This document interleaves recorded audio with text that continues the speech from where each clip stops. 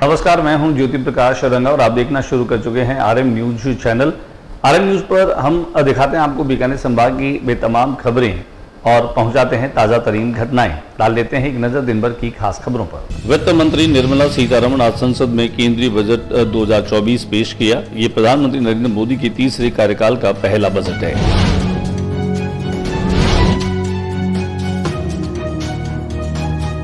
Budget के बाद भाजपा नेताओं ने पटाखे फोड़कर मनाई खुशियां।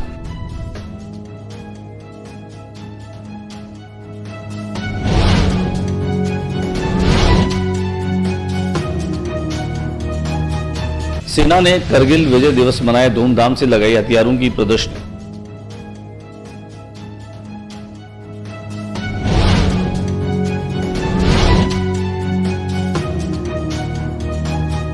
बीकानेर के पुरानी गिन्नानी क्षेत्र में बिना बारिश के हाल बेहाल, सड़ांध मार रहा है पूरा सिस्टम।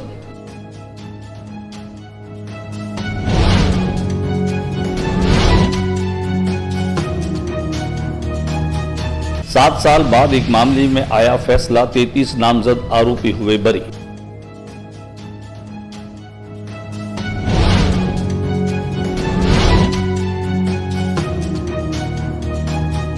नोखा महात्मा गांधी विद्यालय में पौधारोपण, पर्यावरण संरक्षण का संदेश। पर्यावरण संरक्षण के तहत एक व्यक्ति एक पौधा अभियान के तहत किया पौधारोपण।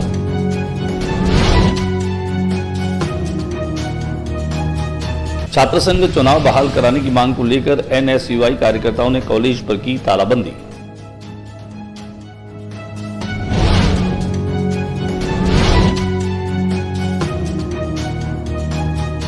बीकानेर भारतीय जनता पार्टी शहर और देहात जिला कार्य समिति बैठक संपन्न।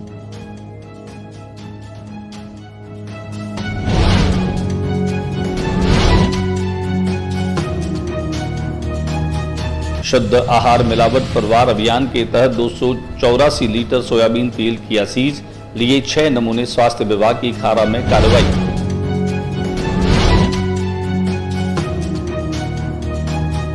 बीकानेर विधानसभा एक्शन में विधायक डॉक्टर विश्वनाथ मेघवाल जल संसाधन शहरी विभाग की अनुदान मांगों पर रखा पक्ष।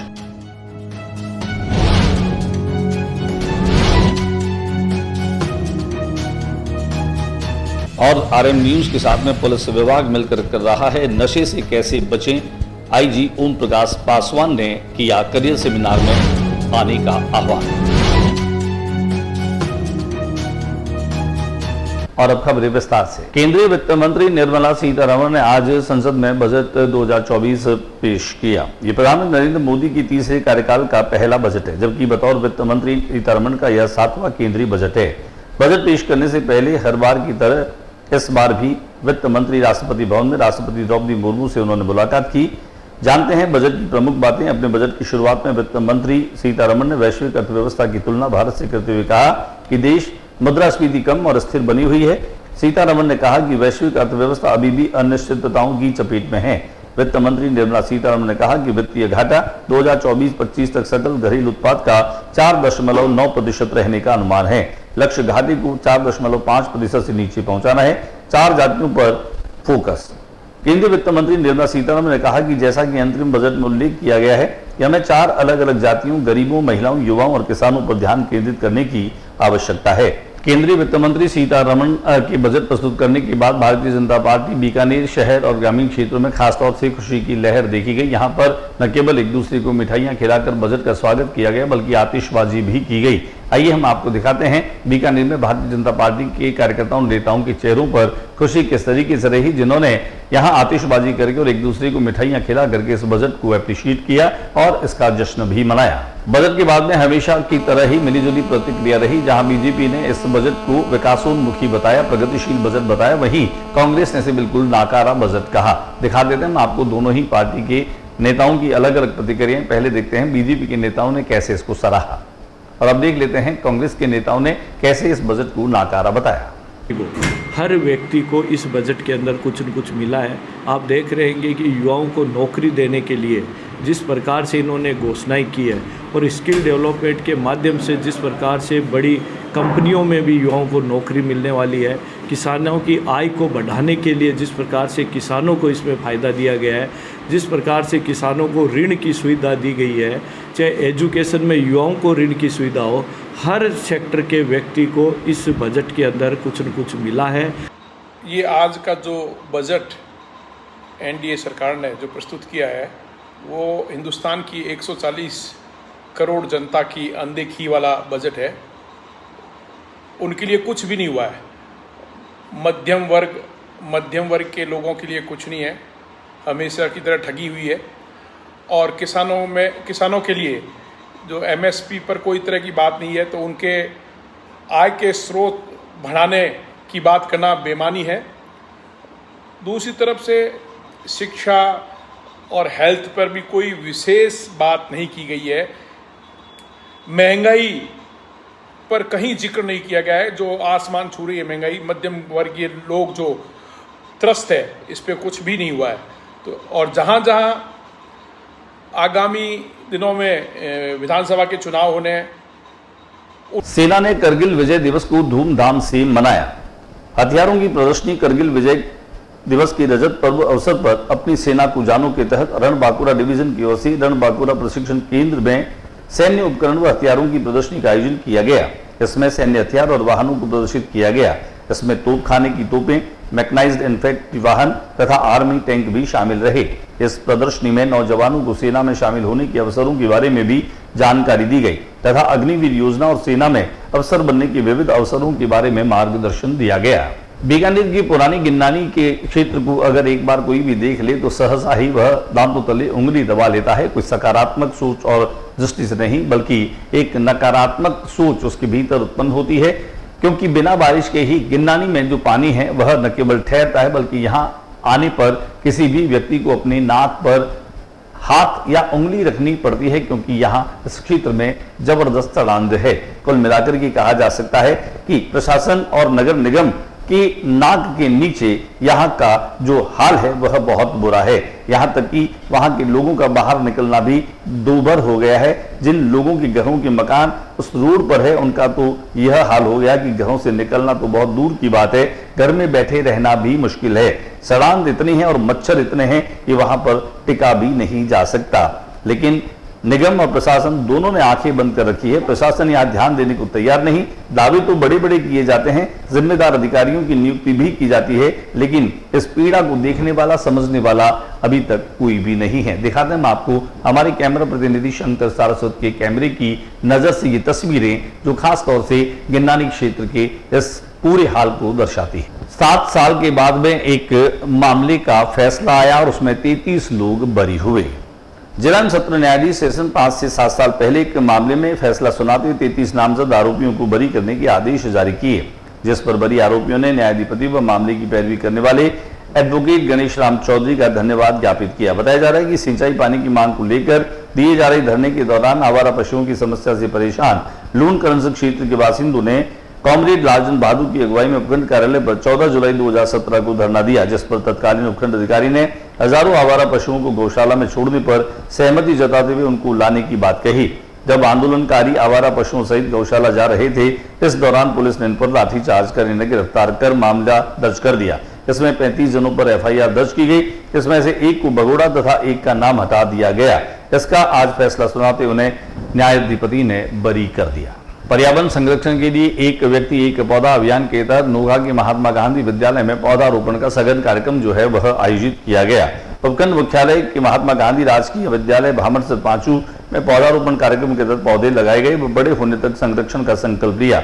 मुख्य अतिथि हिमताराम भामू व पूर्ण सिंह राठौड़, प्रधानाचार्य किरण कंवर उपस्थित होकर पौधारोपण किया। शिक्षक शिक्षिकाएं भी उनके साथ में थी तथा सैकड़ों छात्र व छात्राओं ने भी विद्यालय में विभिन्न प्रजातियों के सजावटी, छायादार, फलदार और औषधीय पौधे लगाए। मुख्य अतिथि हिमताराम भामू ने बताया कि पर्यावरण को सुरक्षित रखने के लिए पेड़ लगाना अत्यंत जरूरी है। छात्र संघ चुनाव की मांग को लेकर के एनएसयूआई लगातार आंदोलनरत है।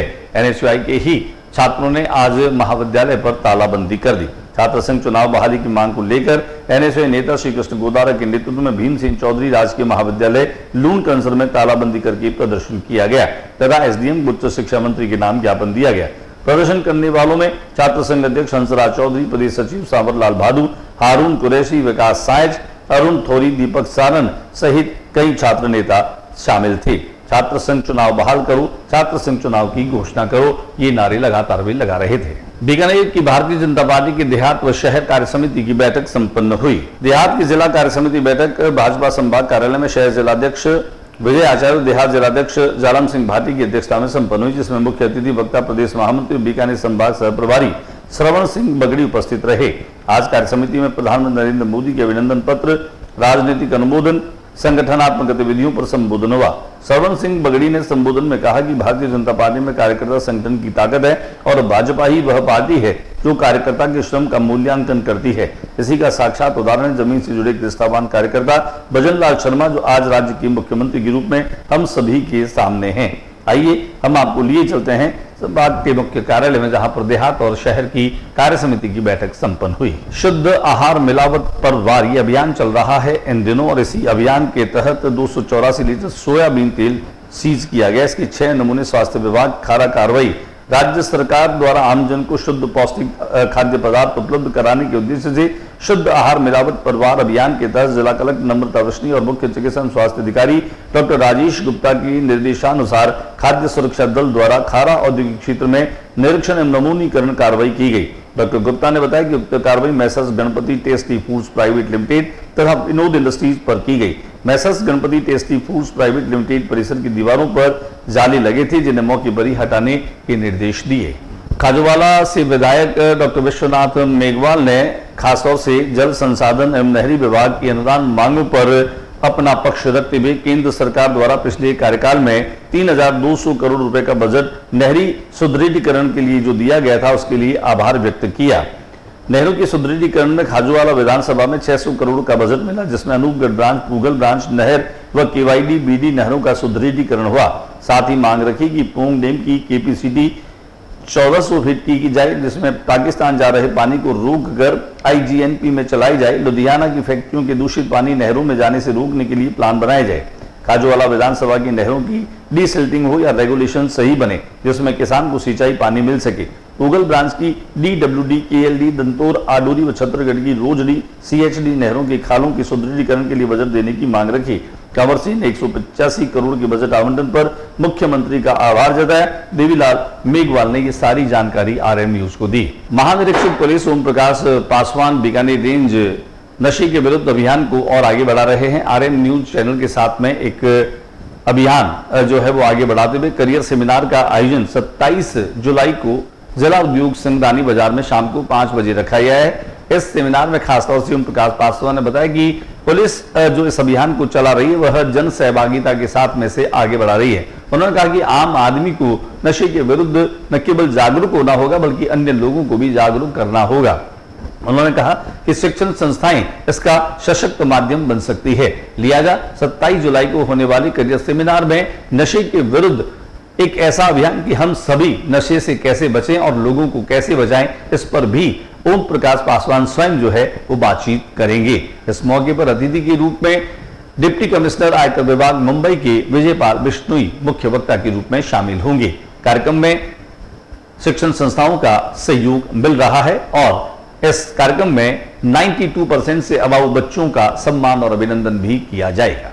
दिखाते हैं आपको कि क्या कुछ कहा ओम प्रकाश पासवान। अवैध मादक पदार्थों के सेवन को लेकर के और जो तस्कर इसमें इन्वॉल्व हैं उनके खिलाफ कार्रवाई को लेकर के पुलिस काफी सक्रिय होकर कार्रवाई कर रही है और ये राज्य सरकार की प्राथमिकताओं में शामिल है। फिर भी मेरा व्यक्तिगत मानना है कि सिर्फ पुलिस की कार्रवाई से ही इस समस्या से निजात नहीं पाया जा सकता है। इसमें जन सहयोग की आवश्यकता है, विशेष तौर पे शैक्षणिक संस्थान जहाँ पे हमारी युवा पीढ़ी शिक्षा लेती है और कभी गाये बगाए ये डिप्रेशन में भी आ जाते हैं, इन पे वर्क का प्रेशर भी रहता है और हम अपने गार्जियन का रोल नहीं निभा पाते हैं। तो मुझे लगता है कि शिक्षण संस्थाओं का आने वाले समय में काफी बड़ा रोल है और इनको अपनी महती भूमिका निभानी चाहिए। और इसीलिए मैं सभी से अनुरोध करूंगा कि आप सभी भी जो आपके स्टूडेंट्स हैं उनकी समस्याओं को सुने और उनको ऑब्जर्व भी करें कि किसी न किसी ढंग से कहीं वो नशे के चंगुल में तो नहीं फंस रहे हैं। और कोई भी अगर एक ही बच्चे की जिंदगी अगर हम बचा पाए और उनको मुख्य धारा में ला पाए तो हमारे लिए बहुत बड़ा ये योगदान होगा इस सोसाइटी को आगे बढ़ाने में। Thank you. करता हूँ कि अच्छी संख्या में आकर के आप उस सेमिनार में पार्टिसिपेट करें। जो हमारे से कुछ लोग हैं जो अपने जो अनुभव है आपसे शेयर करेंगे और आपकी समस्याओं को भी जानने का प्रयास करेंगे, जिससे आने वाले समय में हम कोई कार्य योजना बनाकर कार्य कर सकें और जिससे कि इस मेहनत से छुटकारा पा सके। Thank you. वहीं इस मौके पर जिला उद्योग संघ के अध्यक्ष द्वारका पच्चीसिया ने भी नशे के विरुद्ध आम जन को आगे आने की अपील की। उन्होंने कहा कि आओ हम सब मिलकर नशे के विरुद्ध एक मजबूत कदम बढ़ाएं। बीकानेर में नशा मुक्ति अभियान जो चलाया जा रहा है उसके लिए मैं पुलिस प्रशासन का धन्यवाद देता हूं कि पिछले पीढ़ी के लिए चिंता का विषय है। विशेषकर जो हमारे बच्चे हैं, जो देश का भविष्य है, वो भी इस तरह की आदतों में पड़ गए हैं। इसके लिए पुलिस विभाग द्वारा ये अभियान चलाया जा रहा है। इसके लिए मैं बीकानेर के श्री ओम प्रकाश जी, जो हमारे बीकानेर के महानिरीक्षक हैं, उनको भी धन्यवाद देता हूं और बीकानेर के उद्योग जगत को भी आह्वान करता हूं कि इसमें ज़्यादा से ज़्यादा और इस अभियान को सफल बनाएं। शिक्षण संस्थान में रेनबो की डायरेक्टर अंशुल आचार्य ने भी अपनी बात कही। मैं अंशुल आचार्य, रेनबो क्लासेस का डायरेक्टर, आरएन न्यूज़ को अपने जो सोशल काम कर रहे हैं उनके लिए बहुत बहुत धन्यवाद देता हूं। अभी इनका करियर काउंसलिंग का प्रोग्राम हो रहा है, जिसके लिए उनको अग्रिम बधाई दे रहा हूं। कुछ स्टूडेंट्स जिन्होंने बहुत अच्छे अंक सिक्योर किए हैं, उनको भी मेरी तरफ से बहुत बहुत बधाई और बहुत बहुत धन्यवाद। आज के बुलेटिन में बस इतना ही। अगले बुलेटिन में नई गतिविधियों के साथ इसी समय इसी चैनल पर फिर मुलाकात होगी। न्यूज रूम से ज्योति रंगा को इजाजत दीजिए, लेकिन जाने से पहले मेरा आप सभी से अनुरोध है, निवेदन है कि मेरे YouTube चैनल ज्योति रंगा लाइव पर आरएन की खबरें देखने के लिए इसे ज्यादा से ज्यादा सब्सक्राइब कीजिए, ज्यादा से ज्यादा इसको लाइक कीजिए। नमस्कार।